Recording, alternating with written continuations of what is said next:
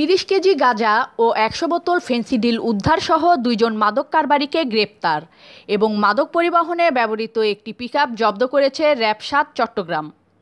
র্যাব-৭ চট্টগ্রাম গোপন সংবাদের ভিত্তিতে জানতে পারে যে কতিপয় মাদক কারবারি একটি পিকআপ যোগে মাদকদ্রব্য বহন করে চট্টগ্রাম জেলার মিরসরাইর হতে চট্টগ্রাম মহানগরীর দিকে নিয়ে আসছে। উক্ত তথ্যের ভিত্তিতে গত ২৪ মে ২০২৫ তারিখ আনুমানিক ১৪টা ৪০ ঘটিকায় র্যাব-৭ চট্টগ্রাম একটি আভিযানিক দল চট্টগ্রাম জেলার মিরসরাইর থানাধীন সরকার টোলাস্থ মাহি এন্টারপ্রাইজের সামনে পাকা রাস্তার উপর একটি অস্থায়ী চেকপোস্ট স্থাপন করে গাড়ি তল্লাশি শুরু করে। এ সময় র্যাবের চেকপোস্টের দিকে আসা সন্দেহজনক পিকআপটিকে থামানোর সংকেত দিলে র্যাবের চেকপোস্টের ব্যারিকেডের সামনে পিকআপটি থামলে ২ জন গাড়ি থেকে নেমে দ্রুত পালিয়ে যাওয়ার চেষ্টা করলে কর্তব্যরত র্যাব সদস্যরা তাদেরকে ধৃত করতে সক্ষম হয়।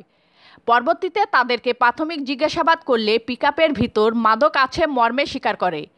উপস্থিত র্যাব সদস্যরা পিকআপটি তল্লাশিকালে একটি নীল রঙের ত্রিপল দিয়ে মোড়ানো ২ বস্তার ভিতর ১০০টি ফেন্সিডিল বোতল এবং ৩টি নীল ও ১২টি কালো রঙের পলিথিন থেকে ৩০ কেজি গাঁজাসহ আসামিদের গ্রেপ্তার করা হয়।